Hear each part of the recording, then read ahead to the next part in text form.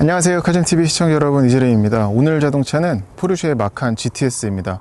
제 채널에서는 한 2년 전쯤에 마칸 스탠다드 모델을 보여드렸었는데 이번에 포르쉐가 마칸을 또 페이스리프트예요. 또 부분 변경 모델을 내놨습니다. 사실 개인적으로 마칸 같은 경우는 지난해 11월에 그 독일 유럽 출장 갔을 적에 슈투트가르트에 가가지고선 마칸 EV를 어떻게든 목격해 보려고, 그 위장막 쓴 차라도 좀 찾아보려고 아주 그냥 빨빨거리면서 돌아다녔었는데 결국 못 봤죠.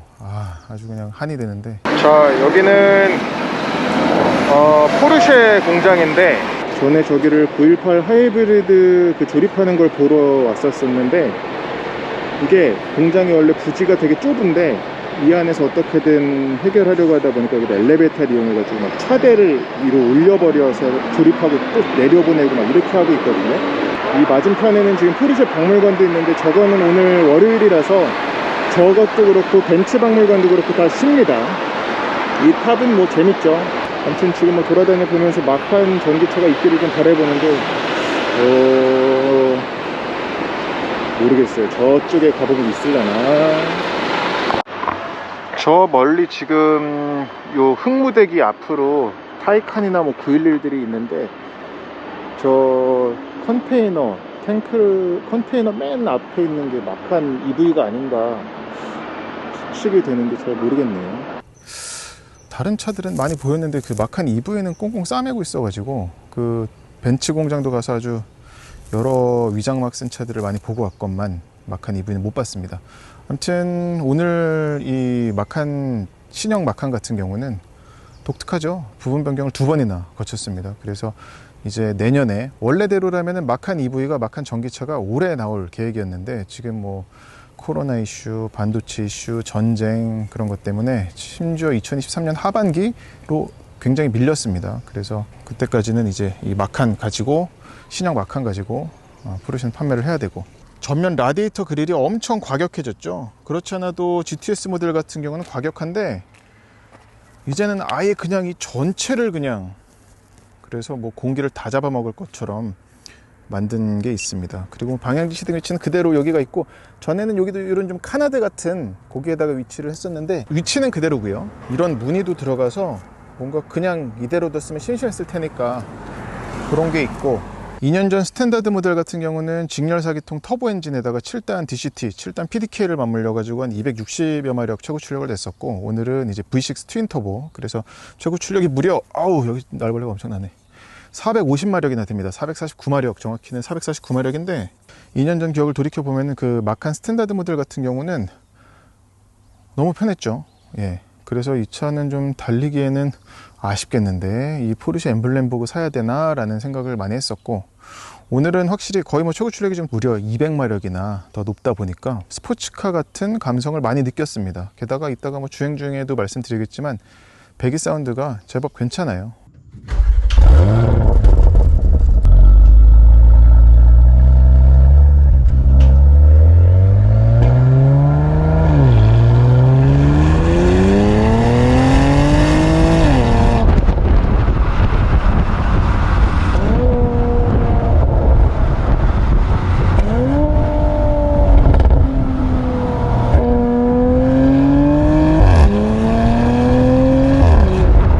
우리가 아주 기대했던 그런 마른 기침 같은 포르쉐 배기는 아니지만 그래도 패밀리 카로 쓰기에는 나무랄 데 없었습니다. 옆모습에서는 달라진 게 없어요.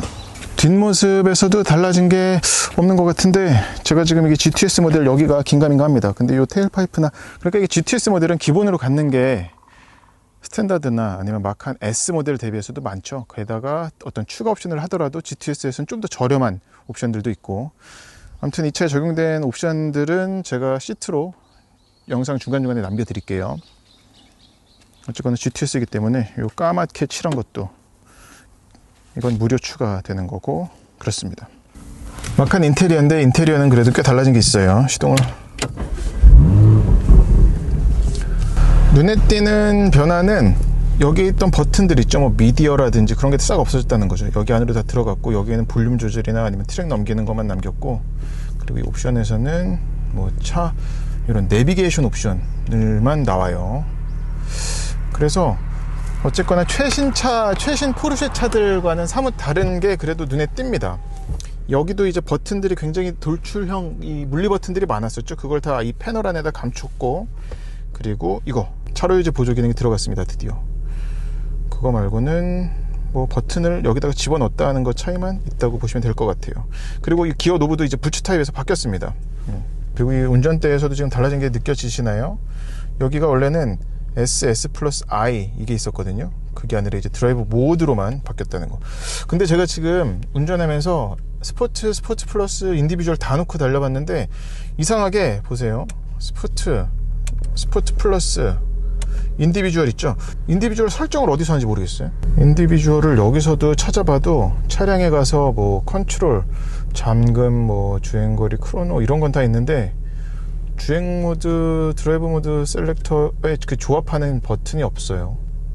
댓글로 좀 남겨주시기 바랍니다. 아시는 분들은. 스마트폰 무선 미러링도 됩니다. 당연히 돼야죠.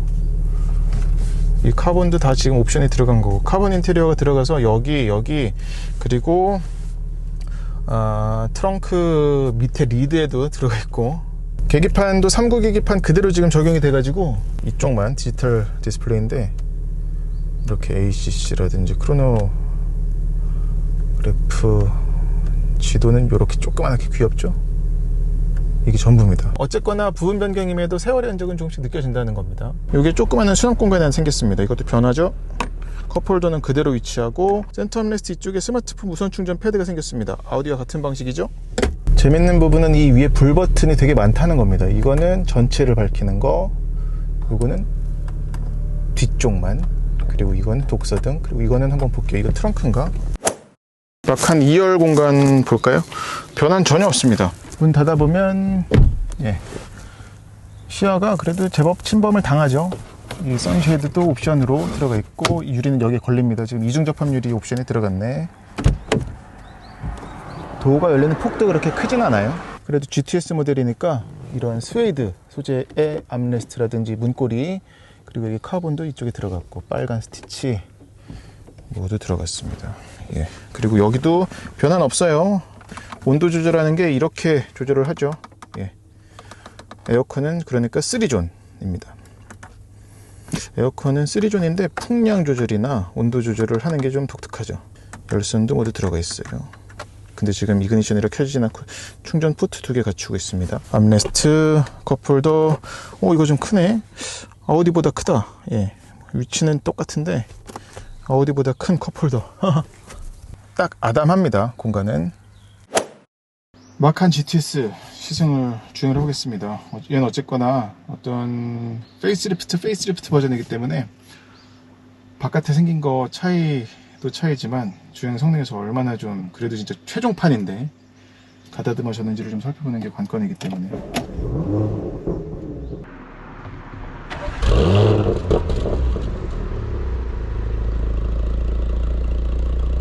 배기음을 좀 더 잘 들으실 수 있게끔 살짝 창문은 열고 달겠습니다. 이제 에어 서스펜션이 들어가가지고 이 에어 서스펜션이 드라이브 모드에 따라서 변화되는 그 댐퍼의 감쇄력이 상당히 차이가 크더라고요. 그래서 지금 컴포트 모드에서는 이 정도면 아무리 GTS라는 이름이어도 저런 지금 요철을 지났어도 어떤 허리 엉덩이로 전해지는 충격이 상당히 잘 흡수가 됩니다. 차에서 커트를 해야 하부에서. 그래서 스포츠를 바꾸면 바로 저런 바라라락 하는 소리와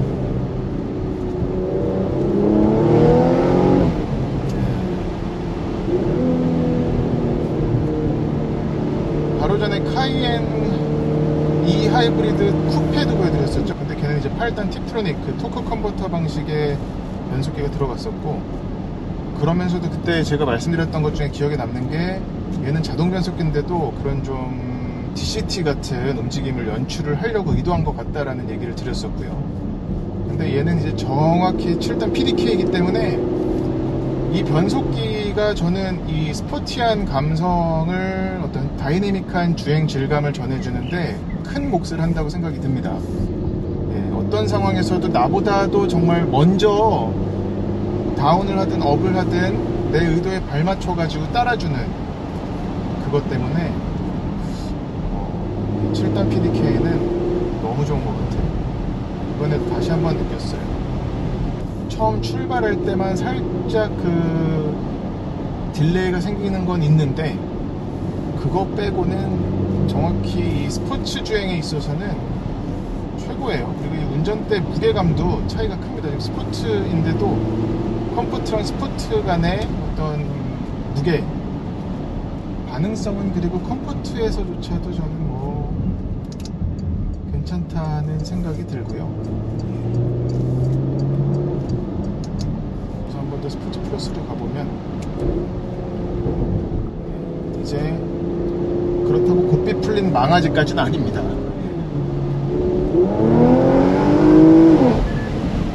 근데 이제 그 스로틀 궤도량 자체가 처음에는 팍 뿜어내는 그건 있죠.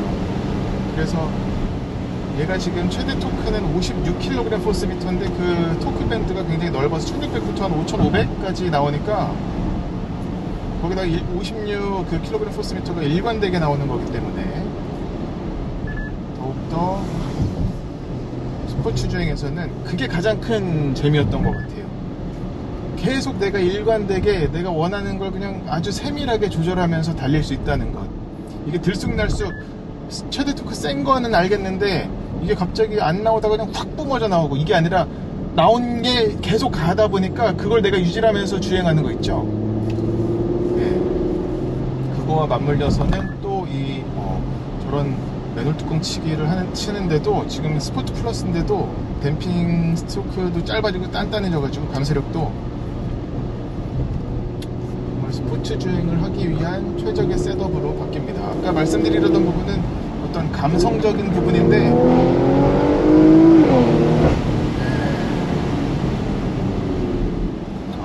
정말 창문 열고 달리면 오픈카네.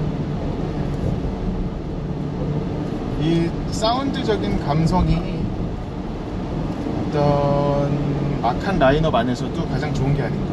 마칸 라인업에서는 당연히 좋아야 되고, 글쎄 911 이런 스포츠카들과 비교를 하면은 얘는 일단 울림통이 크잖아요.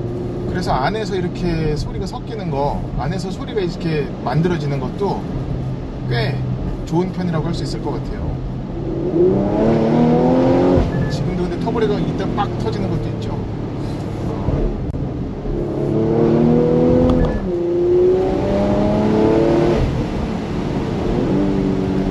저긴 정말 좋아.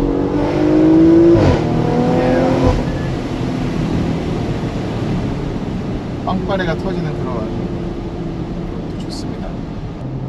이 스포츠 시트는 지금 8방향 전동식인데, 그래도 이 사이드 볼스터가 확실히 튀어나왔어요. 그래서 이 부분은 뭐랄까, 운전자에 따라서는 살짝, 저 같은 경우도 좀 이 상박이 닿긴 하는데, 근데 뭐 어쨌거나 스포츠 주행할 적에는 그렇게 신경 쓰이지는 않을 것 같습니다. 그리고 이제 마칸은 2022년 하반기에 나올 차는 전기차는 PPE 플랫폼으로 가고, 그리고 이제 내연기관차 또는 하이브리드 같은 경우는 MLB 에보로 간다고 하니까, 그런 것도 보면은 이제 독특한 모델이 될 것 같아요. 같은 모델인데 플랫폼이 다르니까 지켜봐야 될 것 같고, 이 시승차는 지금 옵션 값이 한 2,600만원이 들어가서 얘가 1억 1,500인가 시작하죠. 그래서 1억 4,100만원이 넘는 지금 가격표를 갖고 있는데, GTS 모델이니까 1억 4천만원의 이 구성차라, 지금 워낙에 포르쉐가 이제 기존에는 S 모델이 포르쉐는 다비아라는 얘기를 하다가, 포르쉐는 이제 GTS가 다비아라는 얘기로 바뀌어가고 있거든요. 바뀌었죠 이미. 자그마한 체구에 넘치는 힘, 그리고 이렇게 다부진 그런 운동 신경, 그렇게 삼박자가 맞아 떨어져가지고 마칸 GTS는 참 즐거운 차였습니다 오늘. 네, 이렇게 마칸 GTS 시승기는 마치겠습니다. 영상이 도움이 되셨다면 구독과 좋아요 부탁드릴게요. 고맙습니다.